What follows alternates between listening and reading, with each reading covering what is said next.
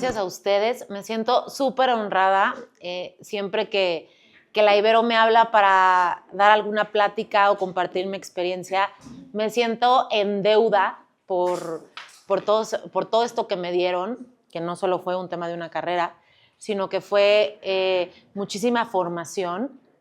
En mi caso, una apertura enorme al mundo. Yo estudié comunicación aquí y la realidad es que la Ibero me dio mucho más herramientas que solamente un tema de aprendizaje, digamos, académico, ¿no? Me dio una visión, me dio una amplitud de criterio y esa amplitud de criterio creo que tiene que ver mucho con quién soy hoy, con lo que he logrado gracias a un equipo, aquí está Iñaki de mi equipo también, que también salió de aquí y ha sido parte importantísima de esto.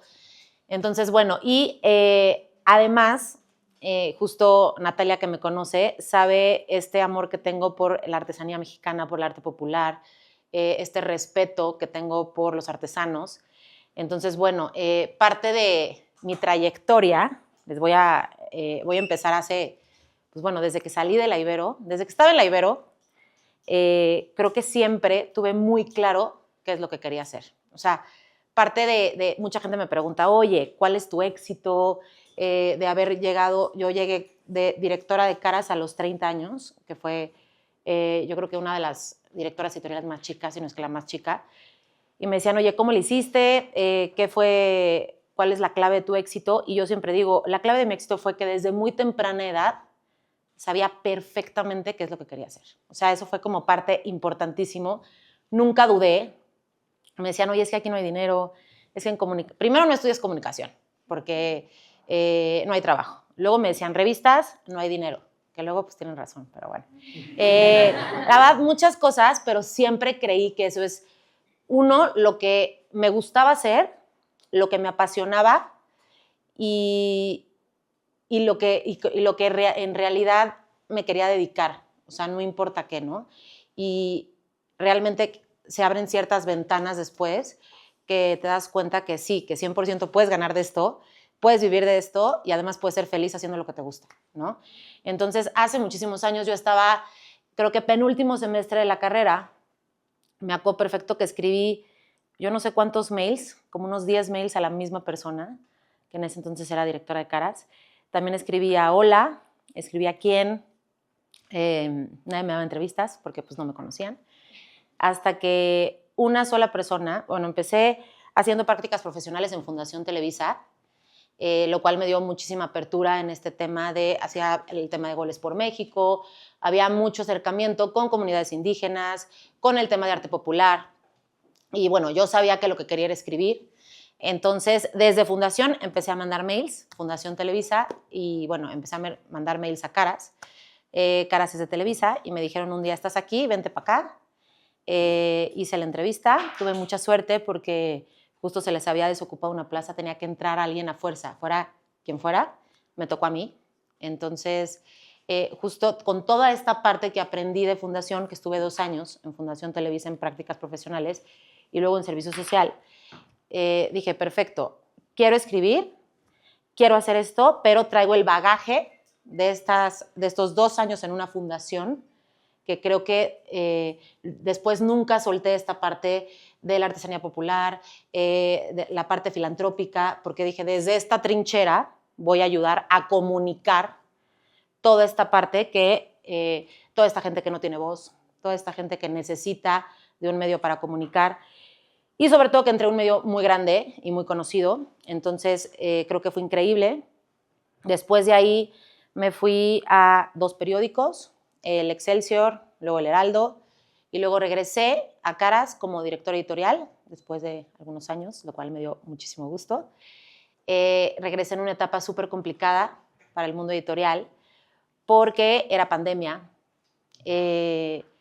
Como sabrán, las revistas viven de anuncios, de publicidad, y en lo que menos pensaba una marca era en publicitarse en una revista, porque además, ¿quién iba a comprar las revistas si todo el mundo estaba en su casa? Entonces fue un cambio de estrategia que me tocó a mí en un tema digital en el que nos volvimos casi 360 al rollo digital, que era lo que estaba viendo la gente.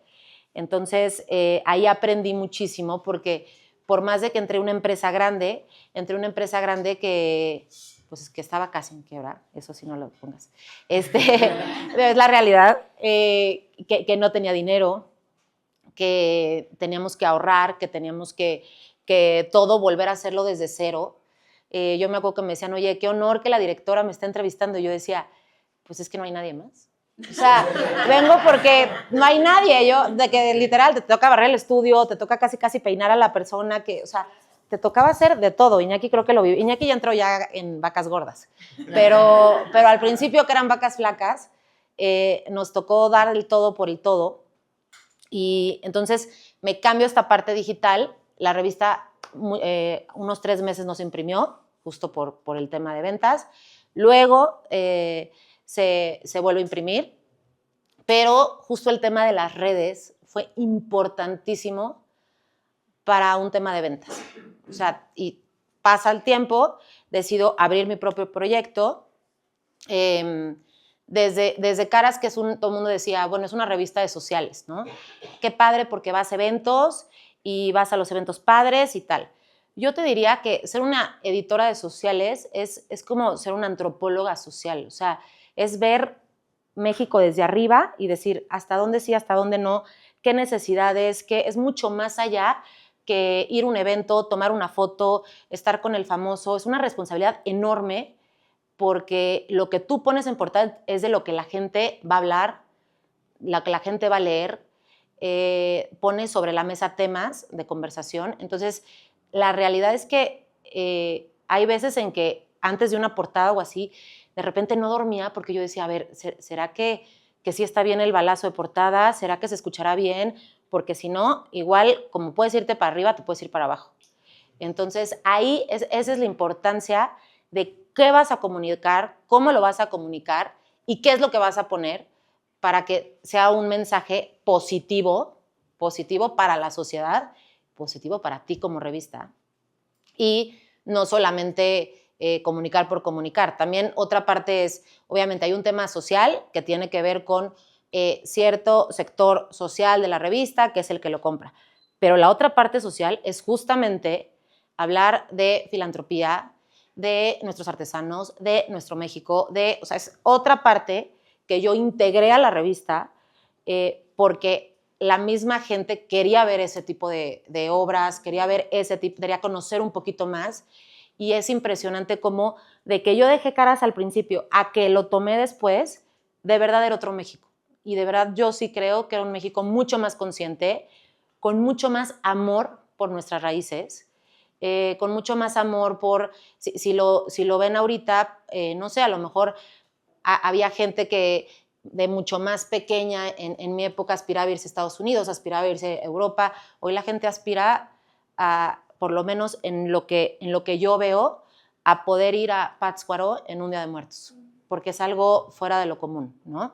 Entonces, ese tipo de experiencias que nos regresan a nuestro México fue las experiencias que yo traté de adaptar a la revista y que yo traté de poner sobre la mesa, justamente porque veía en la sociedad que la gente lo necesitaba, que la gente lo quería ver. Entonces, aunque fue mucho tiempo en el que yo me voy y que yo regreso, estamos hablando de unos 7 años tal vez, fue un cambio absoluto en la revista. ¿Por qué? Porque fue un cambio absoluto en la sociedad. Y el medio tiene que ser el reflejo de lo que la sociedad quiere ver, quiere sentir, quiere pensar, quiere leer, etcétera, ¿no? Entonces, por eso nos enfocamos mucho a estos proyectos sociales. Había un Caras Sustentable, un Caras Verde, un Caras Arte, en donde también metíamos el tema de arte popular. O sea, hubieron como varias secciones muy nuevas, tal vez disruptivas, que me costó trabajo que la gente internamente entendiera por qué estábamos poniendo eso. Me decían, pero ¿por qué no pones Caras Fashion? Sí, también hay Caras Fashion, pero de este lado, o Caras Moda, o Caras Belleza, pero creo que había una oportunidad muy buena porque también en tema de publicidad las marcas querían ver eso. Entonces fue como que todo este cambio. Y bueno, duró 5 años como directora de la revista, 4 años, 11 meses, casi 5, y decido abrir mi propia revista. ¿Por qué? porque creo que siempre trabajando para un medio, sobre todo para empresas tan grandes, siempre te van a decir, necesito que pongas esto, necesito que pongas esto. Nunca vas a tener una libertad creativa al 100 de poner lo que tú quieras poner como tú lo quieres poner, porque siempre tienes que obedecer a ciertas cosas y a ciertos lineamientos que tiene la empresa. Entonces, decido abrir una revista digital, que el año que entra es casi 100% probable que imprima. Pero, gracias. Esperemos. Pero, ¿a qué viene todo esto? A que al final, en un año, esta revista se ha posicionado lo suficiente para poder sostener el costo del papel, que es un papel, o sea, el papel, imprimir es carísimo.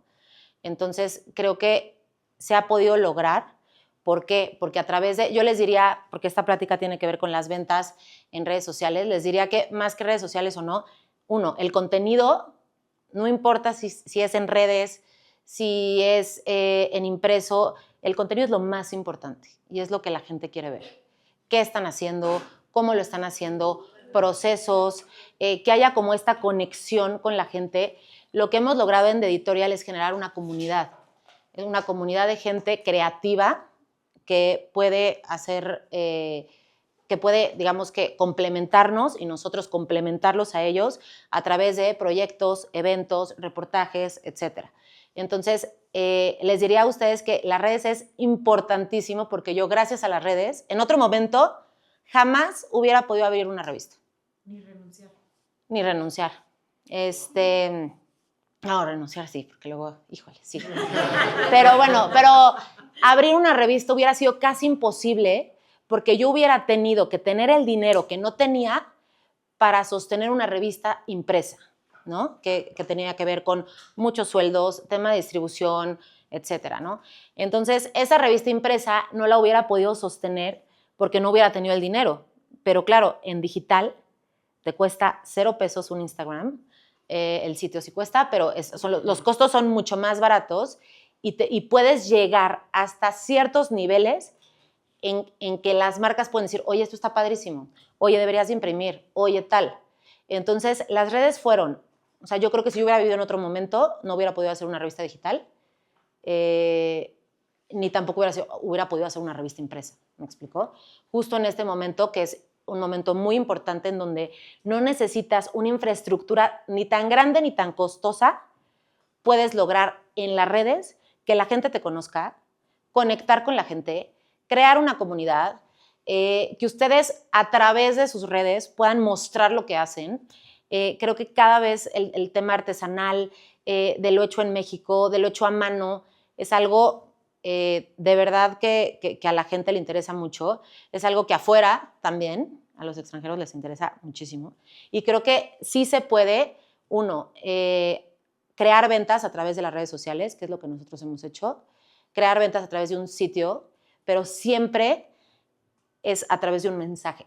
O sea, lo más importante del tema de las redes sociales es qué mensaje quieres dar, con qué criterio lo estás poniendo y cuál es tu enfoque, ¿no? Y que el enfoque tenga el mismo hilo conductor siempre, en cada posteo, en cada reportaje, que todo tenga que ver y que tenga un sentido de coherencia, ¿no? Que a veces es súper complicado en editorial tener coherencia porque, claro, de repente tú estás diciendo, yo estoy promoviendo esto, pero ¿qué tal si llega una marca que te paga muchísimo y que con eso te puede sostener, pero ni siquiera va acorde, ¿no? Entonces, de repente es súper complicado como poder tener este balance, pero la realidad es que estoy súper contenta porque si a mí me preguntas qué es lo que más te gusta, yo te diría que plasmar mi criterio editorial, o sea, poder decidir qué sí, qué no y qué conversaciones se ponen sobre la mesa, a quién darle voz, sin que nadie me tenga que aprobar y decir, no, esto sí, esto tal, porque traemos otra línea de acá, porque preferimos esto. Entonces, creo que eso ha sido como una parte importantísima para mí, poder como tener una plataforma en la que pueda apoyar a gente, en la que pueda dar visibilidad a proyectos y al mismo tiempo se pueda mostrar un criterio mucho más fresco, nuevo y joven de lo que son otras revistas de sociales, de estilo de vida, de actualidad, porque tienen muchos lineamientos que seguir y muchas veces los editores no pueden moverse de un lineamiento, ¿no? Entonces, para mí ha sido súper confortante y satisfactorio poder plasmar lo que yo quiera poner. Segundo, que haya tenido éxito, que eso sí, para que vean, no lo pensé, por lo menos no lo pensé tan rápido. Y 3, que ha sido parte importantísimo, yo creo que del éxito, que es el mismo equipo que tenía en la revista anterior, que ya está todo conmigo, como Iñaki. Entonces todo era el mismo formato, y más que nada un equipo que confió en mí cuando pues no había nada, ¿no? O sea, cuando era un proyecto al aire, cuando no sabíamos si iba a pegar o no. La verdad, yo a Iñaki le decía que estaba segura que iba a pegar para darle seguridad, pero la verdad es que yo no sabía. O sea, muy en el fondo tenía muchísimo miedo de ¿y si no qué? ¿Y si no qué hago con estos niños? ¿Y si no, ojalá que qué vergüenza, ¿sabes? O sea, hasta eso, porque yo decía, y luego quién va a dar trabajo, y luego esto, o sea, había como muchas cosas.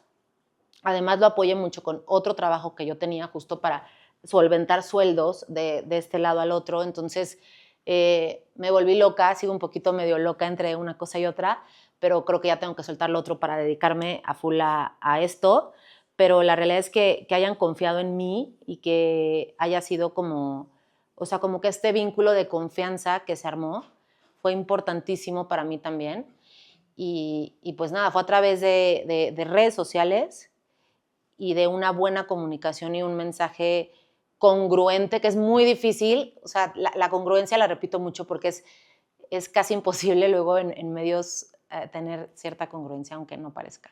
Y hay algo bien importante que Marimar no les está contando. A ver. Súper humilde en ese sentido, pero hoy The Editorial tiene más éxito que la revista que ya manejaba antes.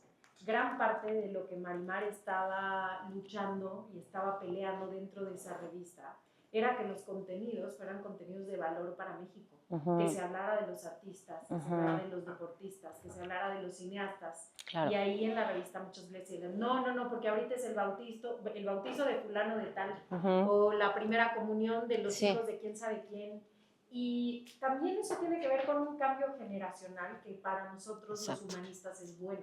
Porque lo que antes no interesaba, hoy sí interesa. Porque la orfandad espiritual y la falta de realidad y de procesos y de historias auténticas está haciendo que esta nueva generación y que haya un cambio en la mentalidad de los consumidores mexicanos en que están buscando lo real y lo auténtico.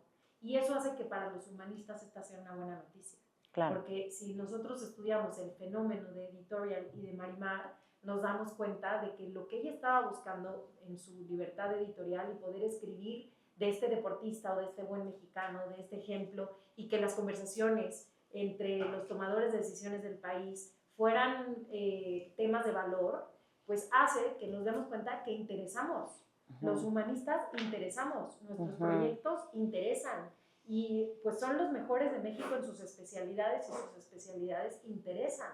Entonces, si esos temas, si esas especialidades, si esas joyas de trayectoria, si esas historias de sus familias y de ustedes mismos no están allá afuera, estando bien contadas, la culpa es nuestra, porque sí interesan, sí hay un mercado para eso y nosotros somos responsables de platicarlo y de comunicarlo correctamente y con eso hacer un mejor país. Entonces, la intención de que Marimar pudiera contarles su historia es el gran fenómeno que están estudiando las revistas de lujo, como locos, tratando de ver quién es esta Marimar, que está rompiendo todas las reglas y que está poniendo a González Iñárritu, la Natalia Lafourcade y al nuevo talento de artes, y ahora forma parte del patronato en el MAP.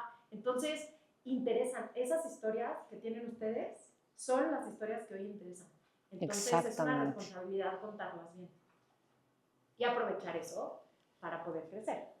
Exacto, y para poder crecer ustedes también a través de estos medios, que puedan contar sus historias, que ustedes pueden contar sus historias a través de estos medios. Y también les conté un poquito la historia color de rosa, pero la realidad es que la sufrí mucho. O sea, en los últimos meses, Iñaki está de testigo, sufrí mucho esta parte de que no dejaran esta parte del criterio de estas nuevas historias, del por qué estas historias, por qué lo que ustedes hacen interesa, y me vi como en una disyuntiva entre decir, a ver, ¿qué hago?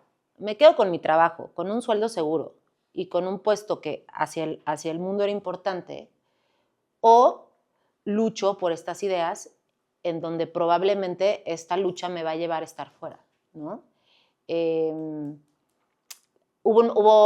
y decidí imponer un poco lo que yo pensaba porque estaba 100% segura de que esas historias interesaban, de que las historias de ustedes interesaban hacia la gente, sobre todo porque he estado, con este trabajo justamente he estado en contacto con mucha gente y escucho muchas cosas, ¿no?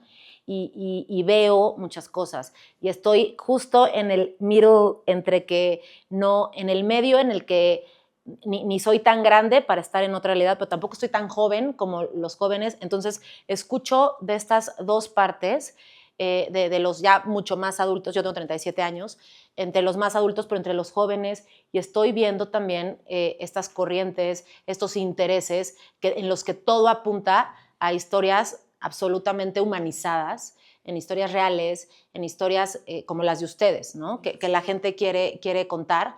Y decidí como imponer estas ideas, pues lo cual hizo que también pues ya no estuviera en esa revista. Y todavía pasaban 2 meses y yo decía, híjole, me acuerdo que un día mi mamá me dijo, ¿y si te hubieras callado y no hubieras dicho nada ya y seguir así por la vida? Sí, hubieras puesto el bautizo. ¿Para qué querías a fuerza tal, no? Y a veces me lo cuestionaba porque, pues obviamente los primeros meses, la verdad es que no las vimos negras. O sea, tú estás de testigo, no llegaba un mail y yo decía, ¿cómo?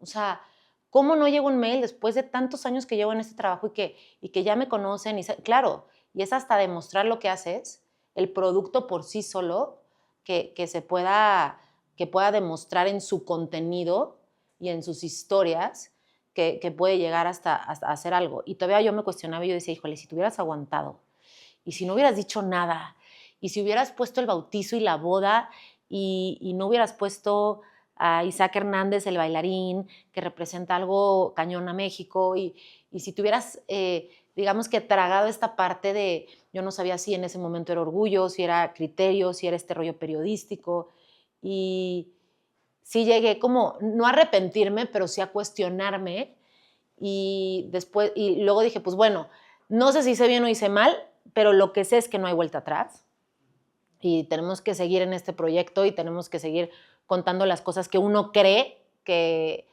sí van a funcionar. Y no solo que uno cree, yo la verdad lo tenía comprobado. O sea, tenía comprobado que eso funcionaba. Entonces nada más era... ¿Cuáles han sido las mejores historias? Híjole, a ver, la verdad hay de todo. De repente pensarías que las mejores historias son de los más famosos y no siempre, porque luego los más famosos no te cuentan todo. Entonces, mira, a mí me gustó muchísimo la historia de Eufrosina. Me pareció algo de Eufrosina Cruz, que seguramente conocerán. ¿Alguien es familiar aquí de ella, no? Un semillas es familiar de Eufrosina. ¿No? La de Eufrosina me encantó. La del Canelo me fascinó, porque me acuerdo que cuando lo entrevisto, me gustan mucho las historias de superación personal, porque son un poquito las que más humanizan y las que más conectan con la gente. Entonces, por ejemplo, el Canelo era un personaje que no salía en revistas de lujo, te estoy hablando hace 5 años, 6, 7. Obviamente ya era un boxeador famoso, pero no era tan famoso, muchas cosas, ¿no? Y cuando fui a entrevistarlo, obviamente quiero decir la palabra show off como en español, pero muy, sí, como su estilo de vida un poco fastuoso. Y a la hora que te empieza a contar su historia, te dice que él tuvo una niña muy joven, creo que tenía 17 años, algo así, y que lo que le ayudó a hacer lo que es que me decía no tenía ni para los pañales. O sea, me pedía la novia de ese entonces, que era la mamá de su hija, oye, los pañales. Me dijo, no tenía para la leche, no tenía para nada. Y eso que él prometió que nunca más le iba a volver a pasar, el no tener dinero para por lo menos dar lo básico a un hijo, ¿no? Entonces ya nos quedó claro que después se superó demasiado y que tiene muchos hijos y que los mantiene muy bien, pero es una historia increíble y es una historia que conecta mucho con la gente porque es una historia de superación personal. Entonces realmente han sido muchas entrevistas. Guillermo del Toro me tocó una vez, que es, bueno, o sea, el mayor, para mí es de los mayores inspiradores, o sea, fue de nuestra segunda portada cuando entré a Caras, creo, y justo decía que en México se hace mucho con muy poco y que todo tiene que ver con un tema de creatividad. Nos decía, a ver, si quieres tener el suficiente dinero para hacer lo que quieres hacer, te tengo noticias, nunca vas a tener el suficiente dinero. Y en México, menos. Y en tema de cine, menos. Entonces, ¿cuál es el rollo que creas en un proyecto? Que te prepares, que le eches todas las ganas y que veas cómo ese proyecto puede salir al mundo en cierta forma, ¿no? Justo hablábamos con él, también hablamos del tema de las redes, que funcionaba muchísimo, tanto en tema de cine, que hubiera plataformas digitales, que tal, para poder hacer como un eco de su proyecto. Entonces, si me preguntas, creo que las historias uno, de creer en lo que haces, dos, de estudiar y prepararte lo máximo para lo que haces, y tres, de creer en un proyecto que, pues sí, así empiezan los proyectos. O sea, nunca empiezan ni con grandes presupuestos, ni con grandes infraestructuras, pero sí con grandes ideas, ¿no? Y con gente que sepa qué quiere hacer y por qué quiere hacerlo y que esté firme un poco a sus ideales, ¿no? Entonces, eso es el caso de Editorial, que quiere contar historias como las de ustedes. Entonces, por eso me gusta muchísimo estar aquí. Y pues nada, quiero preguntar si tienen alguna duda, alguna pregunta también. ¿Cómo recomiendas que un creador comience con sus medios sin presupuesto? Y luego, ¿qué sigue? O sea, ¿cuáles son los pasos? Abro aquí, para poder participar en Semillas, se solicitó que tuvieran Instagram, Facebook y su semblanza. Estuvieron trabajando su semblanza con Teresa, que es historiadora. Y muchos de ellos ya tenían un Instagram, un Facebook. Muchas veces del taller o de su madre o de su comunidad o de su familia. Muchos de ellos son segunda, tercera generación. Entonces, hoy en la mañana tuvimos justamente un taller largo de branding, de construcción de identidad, de marca. Fue muy profundo porque nos hace cuestionarnos quiénes somos, desde dónde partimos, si van a tener su marca propia o si con su nombre, o si va a ser pues, seguir fortaleciendo el colectivo al que pertenecen, o si van a seguir llevando las redes de sus padres o de su comunidad. Entonces, pues eso nos confronta a muchas cosas como creadores siempre, ¿no? Y como decían el estudio Mono en la mañana, nos hace preguntarnos y ordenarnos y organizarnos en nuestro modelo de negocio y en nuestro quehacer, nos da estructura. Pero en la parte de la comunicación hay un fenómeno en el sector del arte popular tremendo, que es, venden más los que tienen mejor Instagram, no los que tienen mejores piezas. Entonces, ¿qué está pasando ahí? O sea, ¿qué tenemos que corregir y cómo podemos empezar? Danos tips de qué redes y cómo, y cuáles son los pasos. Ok, aquí ¿quién no tiene Instagram? ¿Ya todos tienen? Para poder venir todos tuvieron que... Ya todos. Perfecto. ¿Quién ya tiene cuenta de Instagram desde hace muchos años? ¿Incluyendo la persona? Sí. Ok. Ok. Que ese es otro rollo importante que no tocamos en la mañana, ¿eh? No es lo mismo el personal que el del negocio o de la marca personal. Hay veces que uno decide, yo por ejemplo, no estoy dispuesta a tener uno público y uno privado y tener que rellenar los dos con trabajos rellenos. Ay, sí. Mira. Y le da un poco de autenticidad a la gente que te conoce, pues ver que eres la misma persona en tu casa que afuera, pero no puedes aceptar a todo el mundo por cuestiones de seguridad. Entonces, esos temas, ¿cómo los podemos? Mira, ¿qué te recomiendas? yo sí diría que Siéntate. En primera, sí me voy a sentar porque ya estoy así como que. Ok, en primera, yo les diría que desde su cuenta personal, ¿qué es lo importante? Que la gente vea atrás de la empresa hay una persona. Eso es importantísimo. Entonces, si les gusta o no les gusta salir, o a los que no les gusta salir, ¿a quién no le gusta salir? Ok, les tengo noticias, van a tener que salir. O sea, así como lo oyen, van a tener que salir, punto, ¿o no? O sea, tienen que salir porque no es lo mismo una empresa que esté en las prendas, que esté en la artesanía, a que esté el artesano, ¿sabes? ¿Por qué? Porque la prenda tiene una historia, pero la cara de la prenda y de la historia es el artesano. Entonces, a los que no quieren salir, a fuerza van a tener que salir, persínense, o sea, no se vean después, o sea, da igual, pero tienen que salir en sus cuentas de negocio. O sea, eso es algo que los digo yo, porque ¿qué tal si la cuenta de negocio, se los pongo así, porque sé que ustedes saben que mucha gente lo hace. A lo mejor yo voy y le compro una artesana y lo vendo y hago mi cuenta de Instagram y vendo esas piezas, pero yo ni las hice, ¿no? ¿Y quién va a saber? Nadie, porque no salgo yo, no sale. Entonces, el valor hoy en día, 1, del legado, 2, de lo hecho a mano, y 3, de las historias que ustedes pueden contar, porque no todo mundo puede contar historias que vengan desde hace mucho tiempo, que vengan de un tema familiar, que tengan un legado y que sean 100% mexicanas. Ya quisiera mucha gente tener esos puntos a su favor que contar para un negocio, ¿no? Entonces, número 1, tienen que salir. ¿Repiten a quiénes no? Ok, tienes que salir, tienes que salir, tienes que salir y tienes que salir. Y si no te quieres ver después, ni modo, no te veas, cierra el celular así. Pero tienen que salir. Ese es punto número 1. Punto número 2, tiene que haber una narrativa en sus redes sociales, que eso es parte de lo que nosotros hacemos en el medio. ¿Qué es eso? Tiene que haber una narrativa. ¿A qué me refiero? Se tiene que contar una historia a través de sus redes sociales. ¿Cómo? Es como si ustedes hicieran un guión, ¿no? ¿Cómo se hace un guión?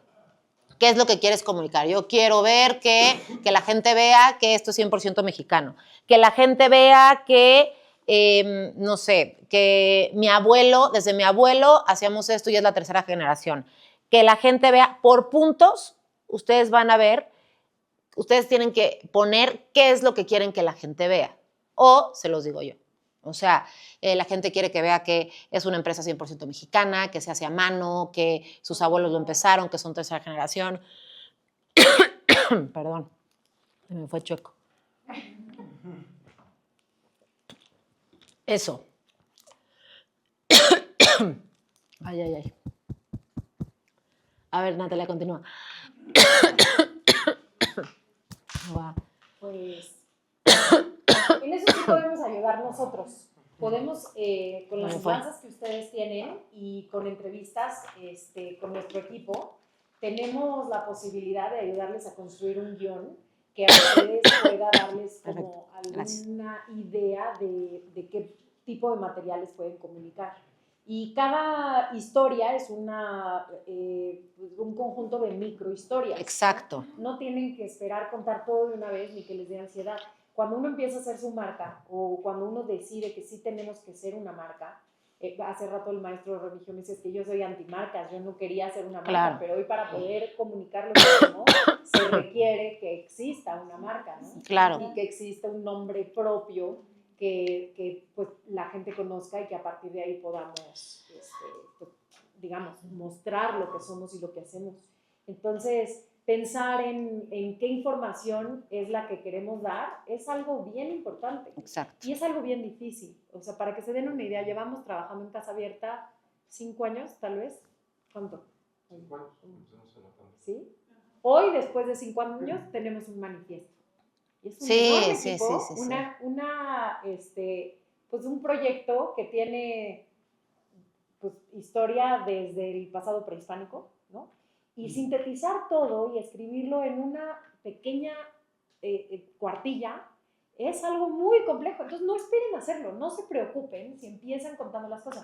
Lo que sí es que tengan un orden. Claro. Hagan una selección de hitos, ¿no? De 25 hitos que sucedieron.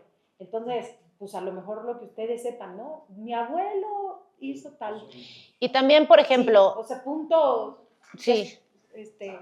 Usted díganoslo.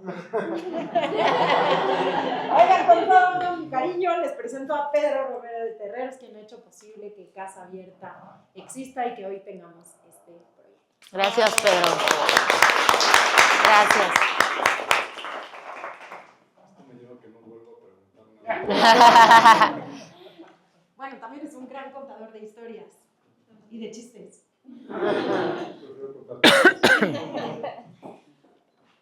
Es muy importante, ustedes conocen sus historias, las de sus familias, de qué es lo que han estado haciendo, sus talleres. Ay, gracias. Perfecto, gracias. Que están hoy aquí. Entonces vayan marcando eso.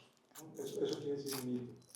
Un hito es tal vez el primer día que tomaron la herramienta de su trabajo.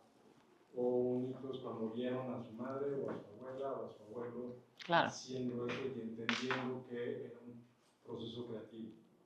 No quiere decir que lo hayan razonado de esa manera, es ese flashazo, ese golpe de realidad que tuvieron en ese momento. Y que el siguiente momento puede ser, bueno, yo tomé la decisión de continuar con esto.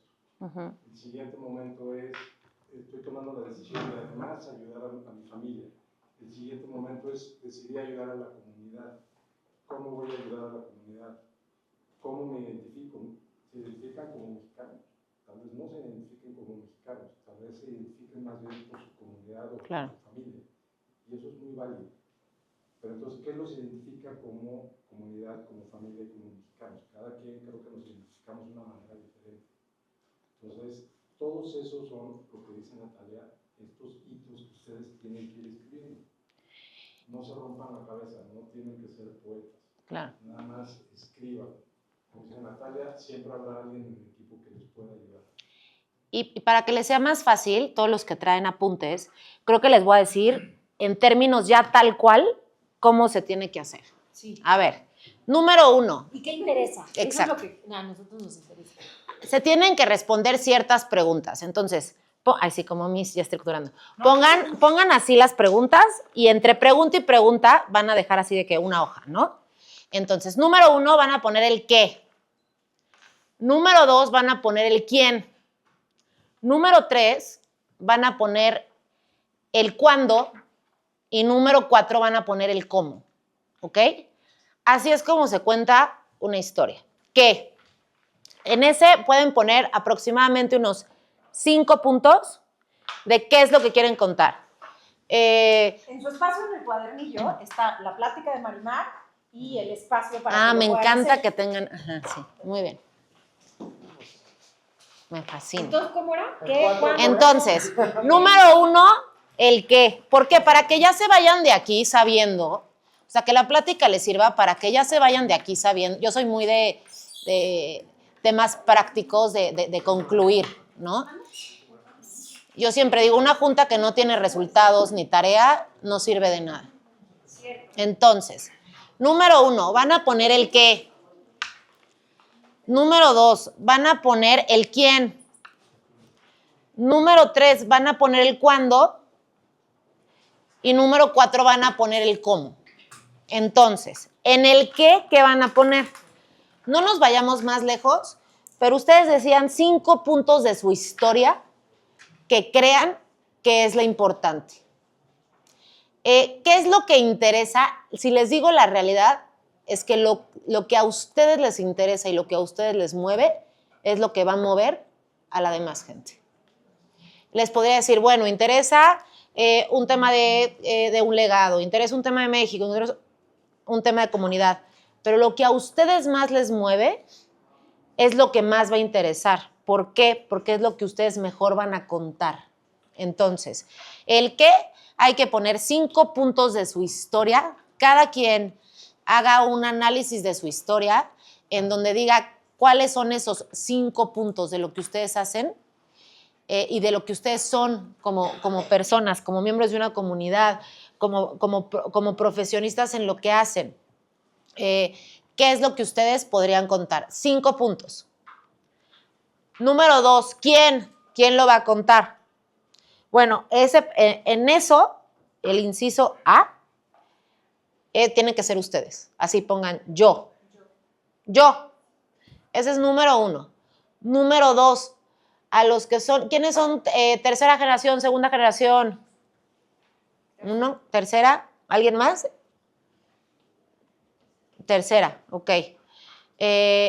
Pongan mis abuelos, si es que todavía viven, mis abuelos. ¿Por qué? Para un testimonio, ¿no? A ver, otra vez, levante la mano, ¿quiénes son segunda o tercera generación? Más bien aquí no tenemos a nadie de primera, ¿no? ¿Tú eres primera, Braulio? Pues es que mis papás no votan, pero mi tía era la que Pues sí, es segunda. ¿Alguien más? ¿Alguien es nuevo?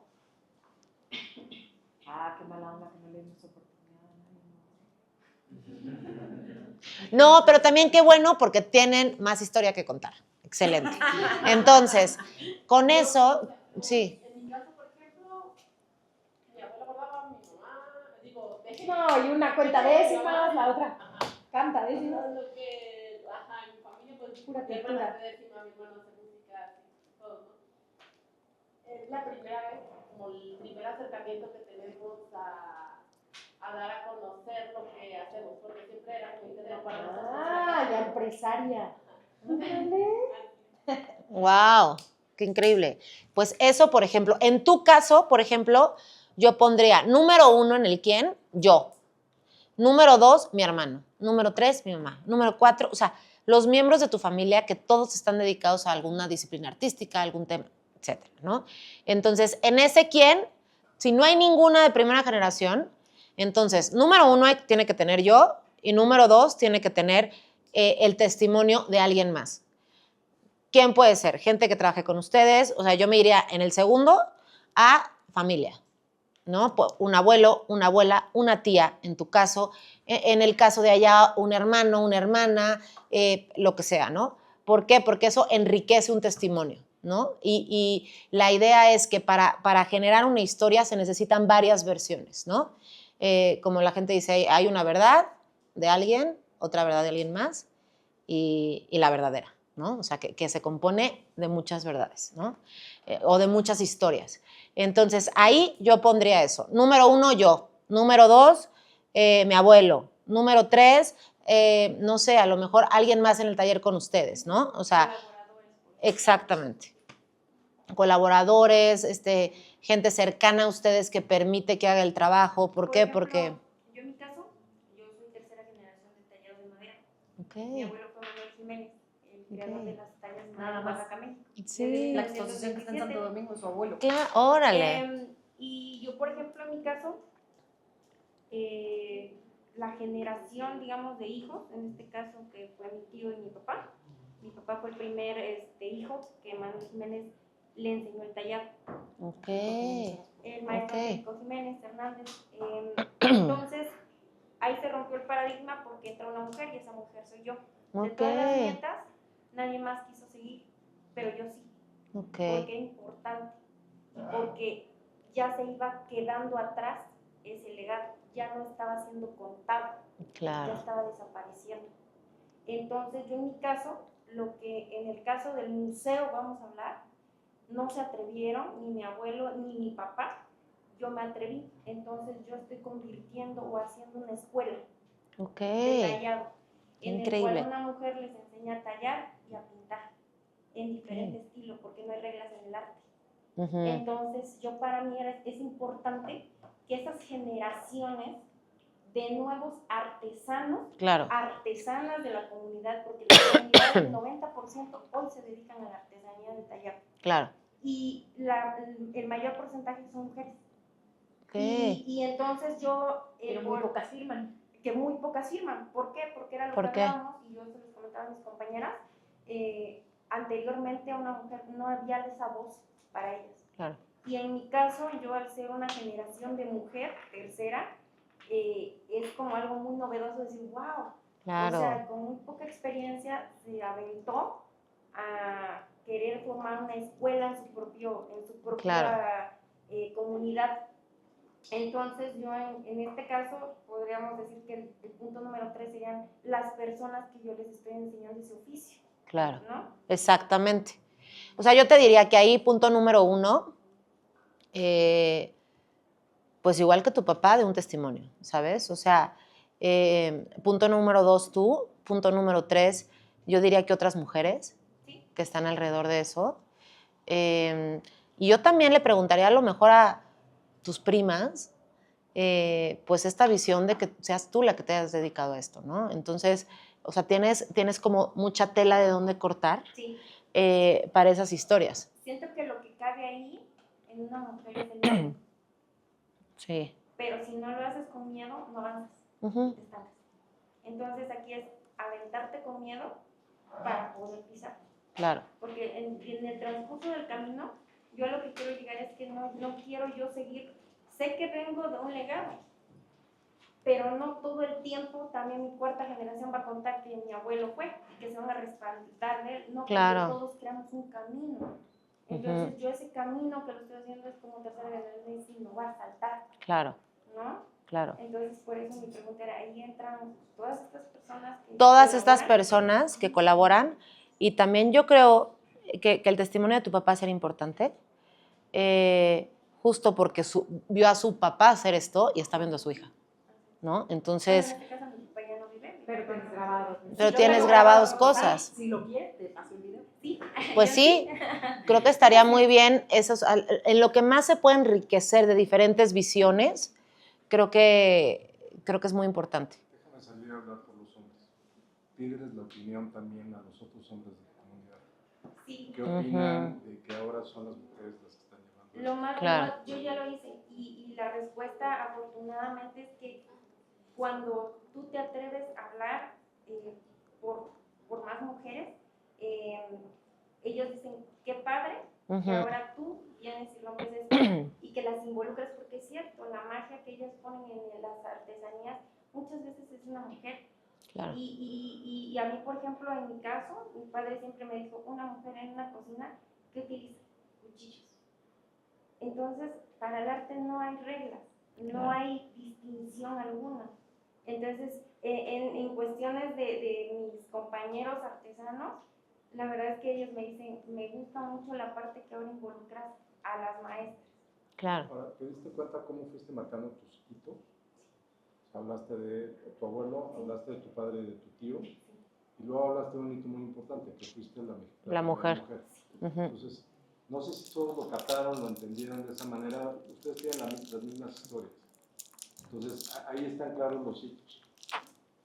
Ahora escuchando la historia de la mesa artesanal, fíjese que yo, bueno, en la comunidad nosotros nos dedicamos a trabajar en telar de cintura. Yo inicié a trabajar desde los 6 años de edad, entonces viene eso de generación tras generación. Pero en mi pueblo se rige por usos y costumbres, entonces nosotros siempre hemos tenido como que un poquito de conflicto en el pueblo, porque ahí está el pueblo como que muy cerrado en el aspecto de que yo pueda enseñar a otra persona. Entonces nosotros en la casa somos 4 hermanas con mis tías y mi mamá, las que trabajamos en el taller. Y mi hermana en una ocasión fue y dio la demostración a una persona. Y le tomaron una foto, porque pues es lógico que se publique y todo. En una asamblea del pueblo, ya por esa foto, le hicieron pagar una multa de 50,000 pesos. ¿Sí? Por haber sin enseñado a trabajar el telar de cintura. Mi hermano no solo lo enseñó, sino dio la demostración de cómo se hacía el telar de cintura. Entonces quedó plasmada en el acta que si nosotros enseñábamos o cometíamos algún error o dábamos a conocer, íbamos a ser expulsados del pueblo. Entonces como que se nos marcó como que un poco se nos cortaron las alas. O sea, no tenemos esa oportunidad. Por eso le digo al maestro, se me hace un poco injusto, porque yo hace como unos 6 años me hablaron para que les enseñara a los niños del pueblo. Entonces el programa se llamó Artesana enseñando a artesanos, porque los niños no tienen ni idea, noción. Entonces yo tuve la oportunidad de enseñar a los niños, pero con la condición de que fueran exclusivamente del pueblo. Yo busqué como 15 niños y les enseñé a que conocieran el telar, a iniciar con el procedimiento del telar. Me criticaron, se enojaron, bueno, un poquito de problemas por esa situación. Y hace como unos 6 meses la maestra de jardín de niños, había un proyecto por el Día del Niño, que el papá y la mamá fueran con su niño y íbamos a hacer una muñeca. O sea, a mí me gusta mucho, mucho trabajar las muñequitas. Entonces le hablaron a mi hermana, pero mi hermana tuvo que salir a una exposición y entonces dijo, oye, mira, en el fin se va a dar un taller para una muñequita, van a llevar su material, ve y apóyales. Entonces yo me fui al jardín de niños y pues yo feliz, porque o sea, esa es mi pasión, a mí me gusta hacer eso. Entonces les enseñé a los niños cómo se hacía la muñequita y todo. Y yo ni bien salía del jardín de niños cuando ya estaba la publicación. Ella está enseñando a trabajar a otros juegos. O sea, sí, como que se nos ha complicado o se nos complica mucho esa situación, por lo que se rige en el pueblo, que es por sus costumbres y el pueblo es muy celoso de su trabajo. Entonces hay ese temor de que yo vaya y ande enseñando en otras comunidades o en otro lado a trabajar. O sea, cada quien tiene su mentalidad. Por mí yo a todo el mundo le diera a conocer, le enseñaba y compartir ese conocimiento, porque al final de cuentas es una herencia. Pero por esta situación como que yo, como que le tengo miedo, o sea, como que un poco de desconfianza a las fotos, a las entrevistas, a todo, por esta situación que nos sucedió en el pueblo. Perdón la ignorancia, pero ustedes pueden asistir al Consejo del Pueblo y explicarles lo que quieren hacer y tener un entendido con ellos de hasta dónde pueden llegar y que es en beneficio de todos, no nada más de ustedes, o no les dan esa facilidad. Mire, nosotros fuimos a Derechos Humanos, fuimos a todas las instancias en Oaxaca y pues prácticamente nos dijeron, su pueblo es por gustos y costumbres y la máxima autoridad es la asamblea. Entonces, si la asamblea decidió esta situación, tú tienes una pregunta. Pero que vayan ustedes ahora a la asamblea antes de que suceda algo y decirles, estamos haciendo esto, estos son los alcances. Van a salir estas fotografías que no estamos mostrando la técnica como tal. Alguien por ver una fotografía no puede deducir cómo hacer todo un telar de cintura. Nada más lo estamos mostrando al mundo para mostrar nuestros productos y que podamos llegar a más compradores que hoy en día no estamos llegando, sin tocar el tema de enseñanza. No sé si eso es factible o... ¿Saben yo qué opino? Que la verdad a mí también me pasó eso y el problema es que aquí el problema es entre artesanos, porque por ejemplo ellos piensan que es un beneficio propio, cuando en realidad cuando uno está haciendo algo es realmente beneficio para la comunidad. Claro. No es solamente para nosotros, tal vez nosotros seamos el medio, pero ellos lo toman de otra forma. Ahora, aquí son dos cosas diferentes que yo veo, no sé si entendí bien, pero una cosa es que tú enseñes a otras comunidades o a otros pueblos a hacer lo que tú estás haciendo y otra cosa es que tú muestres en un tema de redes sociales las cosas que tú haces, ¿cierto? O sea, son dos cosas diferentes. Lo que pasa es que la verdad sí, yo entiendo, pero es muy complicado. La verdad, yo ahorita tengo la oportunidad de, la verdad, de independizarme. Es un poquito, tiene 6 meses que yo tengo mi propio taller y tuve la oportunidad de estar con 2 muchachas como de jóvenes construyendo el futuro, como aprendices. Entonces ellos entraron a mi taller y ahorita están, no, es que el taller de Eva se tiene que cerrar porque está enseñando a las muchachas. Yo digo, sí, pero son del pueblo, o sea, las chicas que están conmigo son del pueblo y para mí no hay problema. Entonces, estoy esperando a la asamblea del pueblo porque siempre se va a tocar ese tema, pero con 10, 20 personas que se pongan de acuerdo, que no apoyen y es un conflicto. Entonces, por esa cuestión, me cuesta un poco de trabajo las redes sociales, me cuesta un poco de trabajo eso por esta situación del pueblo. Pero, ¿puedo hacer una pregunta que va a sonar un poco ridícula? ¿Qué tan complicado representaría abandonar el pueblo? Yo lo he pensado, la verdad. Últimamente, yo digo, ¿y si me expulsan? Donde quiera, yo sé que yo sé mi trabajo, lo que yo hago, los años que llevo, los premios que me han dado a conocer. Entonces, yo digo, ¿me quiero yo sé que voy a hacer algo grande. Lo he pensado. O sea, si a mí me dijeran, por esta situación, se va a hacer el taller y tú no puedes tener a estas chicas, o tú, no, o sea, buscaré otro lado donde yo pueda estar. Pero por esta una situación me detenía.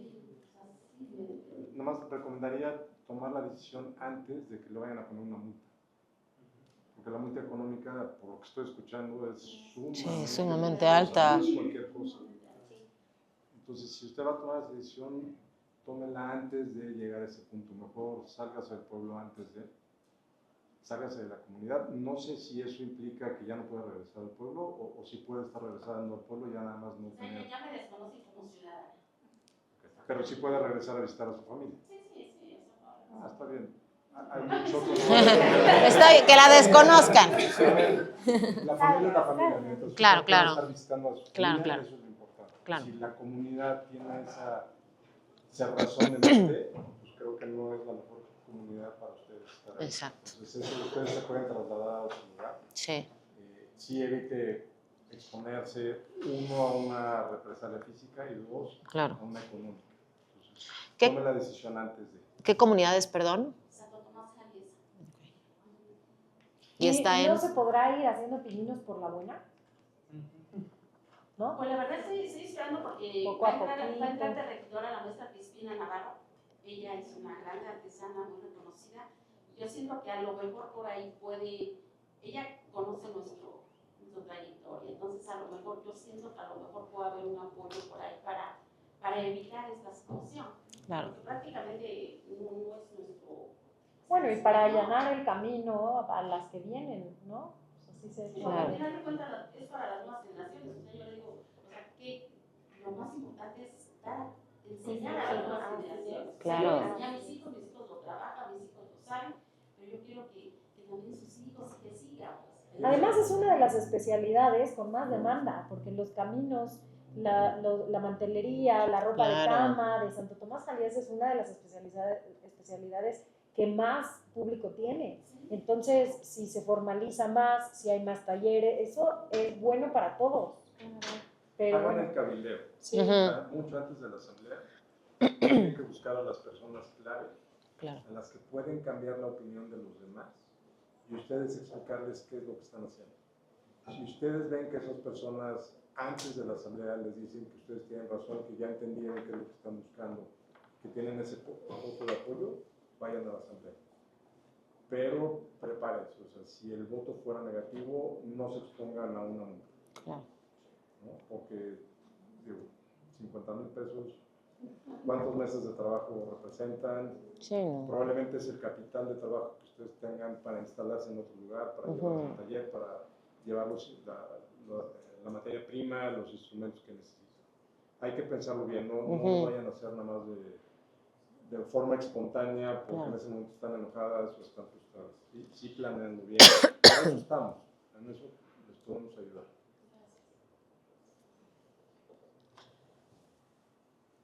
Entonces, Instagram. Bueno, contarles. Era qué. qué. Ok, exacto. No, estamos en el quién ya. Entonces, ¿quién? Para que vayan poniendo también. ¿Cuándo? Es decir, no, primero iría el cómo, perdón. ¿Cómo? Y luego diría el cuándo. Entonces, primero el cómo. ¿Cómo se va a contar? Entonces, ahí es donde tienen que poner diferentes ideas para contar las historias. Número 1, un videíto, si ya tienen redes sociales. Estoy haciendo, hola, soy fulanito de tal, soy tercera generación que estoy haciendo esto. Para hacer el videíto, para hacer la foto, para todo, ustedes tienen que ver qué es lo que se va a comunicar. Entonces regresamos al qué y al quién para hacer el cómo, ¿ok? Entonces, se regresa al qué es lo que quieres comunicar. Yo quiero decir que esta es la tercera generación de tal, ok. Entonces, ¿quién? Empezamos con mi abuelo, por decirte.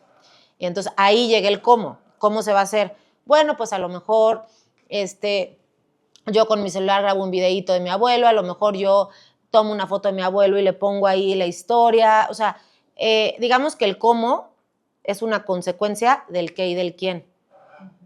Y de ahí nos pasamos al cuándo. Ahí es un tema también que mucha gente dice, hay que subir mucho, hay que subir poco. Yo lo que siempre recomiendo, y aquí no me dejará mentir, es que se suban un buen de cosas. O sea, es decir, que se suba muchísimo. Procesos, O sea, digamos que ahorita como la gente más conecta es que sea lo más real posible, ¿no? Estábamos en una era hace algunos años de lo más poco real, lo más posado posible, que se viera lo más bonito aunque no fuera real. Ahorita estamos regresando a otro tipo de cosas. Gracias a Dios y gracias a ustedes o lo que sea. ¿Por qué? Porque a ustedes les funciona eso. Les funciona regresar a lo real. Les funciona regresar a historias reales, auténticas y en el caso, por ejemplo, de las revistas, regresamos a las cosas que no sean tan producidas, sino que sean más reales. ¿Qué quiere decir? Con un celular, si tú haces un video muy real, en donde salga una persona real, en donde esté haciendo algo real, es mejor a que si tú con una cámara haces toda una producción, porque no hay conexión. Entonces, regresamos a lo real, que son historias con gente real, grabadas con un instrumento en la realidad que se tenga, cotidiano, un celular, lo que tengan, ¿no? Sin tanta producción, en un ambiente real, es decir, no necesitas un espacio en donde esté el taller, y si el taller está lleno de hilos, retazos, está bien, es lo real, es lo cotidiano. Exactamente. Con los procesos de lo que tú haces. Exactamente. Solo recuerden una cosa, la excelencia que los distingue. Porque todos los que están aquí, lo hablábamos ayer en la clase en el Palacio Hierro, todos los que están aquí se distinguen por su excelencia. Uh-huh. Entonces, real no significa, Fabi, por favor, tu lema. Pin. Pinche pero parejo. Ok. La excelencia se tiene que notar. Y no, la excelencia no significa pasado. Puede ser absolutamente auténtico, pero excelente, no al aventón. Exactamente. Entonces, yo con esos guiones, con ese guión de esas 4 preguntas, me iría a que ustedes hicieran punto por punto, contestaran esas preguntas, esas 4 preguntas, qué, quién, cómo y cuándo, para que sobre eso pudieran tener una comunicación más asertiva, yéndose punto por punto. Esto. ¿Tú crees que podrías mandarnos 100%. 4 o 5 ejemplos de lo que Por tú supuesto. haces, de historias que puedan funcionar para que las tomemos como ejemplo y referente? Por supuesto. Y también si cada uno quiere un poco, a lo mejor, contarme su historia para que yo sobre la historia pueda hacer una especie de guión, guión. Exacto, o sea, como por puntos, en donde yo pueda ver, a ver, de esta historia rescataría esto, contaría esto y pudiéramos hacerlo así también. O sea, yo voy a mandar un guión general para que todos ustedes vean en un tema más general qué es lo que pueden hacer. Y si alguien necesita específicamente, contar su historia para que podamos darle forma a estas historias y a cómo contarlas, con mucho gusto estoy abierta. Y esa historia de usos y costumbres a la gente le interesa mucho, Uh-huh. porque la mayoría no lo conocemos. Exacto. Entonces, estas barreras con las que se van enfrentando todos los días forma parte de esta historia que tienen que ir contando. Pues dedíquenle el tiempo para poderlo platicar, ¿sí? Porque eso es lo que le interesa a la gente. Claro. Y no tengan pena cuando cuenten. Creo que Oaxaca es el estado más orgulloso de ser oaxaqueño y más penoso de presumirlo. Uh-huh. Cada uno de ustedes, o sea, no pasa nada, porque ustedes presuman lo que son. Y es importante, o sea, yo les puedo decir, vean la cara de Marimar. Jaciel es el hijo de la gran, absoluta tejedora Amusgo, Victorina López Hilario. Acaba de presentar el libro que hizo con su madre, salvaguardando y documentando todos los íconos amuzgos. Wow. Y se vino a México a estudiar antropología para poder seguir contando la historia de su pueblo. Además, increíble. Es un tremendo tejedor que está recuperando textiles con el INA del Museo de Antropología. Wow. Braulio es modelo de Vogue que es mundialmente conocido por eso, pero lo más importante es que es tremendo bordador. Ok. Es sobrino de Toledo, es Ok. verdadero de Juchitán. Wow. Tiene un estilo y una manera de mostrar sus bordados que resalta sobre todo los demás estados. Ok. Es impresionante el trabajo que ha hecho, pero además la investigación que quiere hacer. Ok. Devani forma parte de una familia de muchísimas mujeres y ahora muchísimos hombres que dejaron su trabajo formal porque es tan buen negocio la cartonería que ahora se dedican a eso. Wow. Y han ganado muchísimas veces premios importantísimos de cartonería de alebrijes monumentales. Su estilo es diferente, es la más chiquita de la familia, pero es con unas ganas de salir y crecer y de que la cartonería se lleve a otros espacios. Ok. Laura es la más chiquita de su familia. Son 3 generaciones que rescatan y que salvaguardan las flores ancestrales. Y aunque es la más chiquita de su familia, es la que ha logrado que tengan redes sociales, que se atrevan a viajar, que rompan las reglas de su casa, que empiecen a hacer comunicación de lo que hacen. Y es una familia hermosa de San Antonino Castillo Velasco. Ok. Lili tiene una historia brutal. Su madre es la gran Francisca Palafox, premio nacional de este año, justamente ganó. Lili está rescatando los textiles de doble vista. Ok. Y San Mateo del Mar es un lugar brutal en donde cada vez hay menos peces, los hombres están empezando a teñir y a trabajar los textiles. Ok. Es este pedacito que sale en el istmo y que pues, es uno de los espacios más mágicos que existen en la Tierra.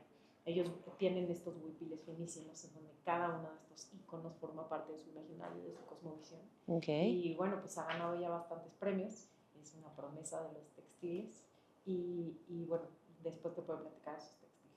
Y así podría ir uno por uno, que son historias verdaderamente mágicas, Sí. especiales. Ujú. Entonces, lo importante es que lo presuman, porque es que yo no me atrevo a decir que mi mamá, que mi abuelo, que mi... ¿no? Y entonces siempre queriendo ser humildes, pero presumir lo que tienen y lo que hacen es algo hermoso, porque nos inspira a todos. Entonces, háganlo porque realmente, pues, ahora que el maestro Remigio, que es así, historia es...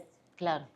Estaba platicando con Tomás Alía, un ícono importantísimo de las artes aplicadas en España, pues se volteó y me dijo, ¿quién es este hombre? ¿Qué es esta historia? Esto no ha pasado en ninguna parte del mundo. Claro. Entonces, verdaderamente tienen las mejores historias del país, cuéntenlas y déjenos leerlas para que podamos inspirarnos los demás. Y Natalia está siendo un poco más romántica, pero yo les diría Sí. que las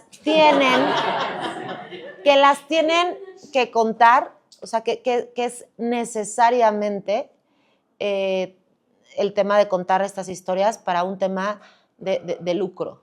Es decir, para que sus negocios funcionen, para que la gente para que les tenga esta confianza. Son grandes historias, con grandes legados.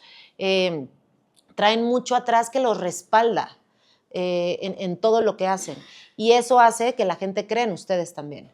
Entonces, yo lo diría que obviamente, por un tema de historia, que para nosotros es muy bonito escuchar, pero también les diría que para ustedes es sumamente necesario contar y presumir si ustedes quieren vender lo que hacen. O sea, ese es como algo... Exactamente. Entonces, el tema más romántico, vivir de lo que aman, y yo digo lucrar. Pero sí, efectivamente... Hacerse, exacto. Exacto. No, es un tema... exactamente. Entonces, yo diría que es un tema necesario el quitarse esta parte de decir, híjole, yo no quiero presumir, yo no quiero... tienen que, ¿saben? O sea, y sobre todo tienen con qué, ¿no? Entonces, eso véanlo como algo positivo, como un tesoro que tienen ustedes para compartirle al mundo, que además los va a ayudar en su negocio, ¿no?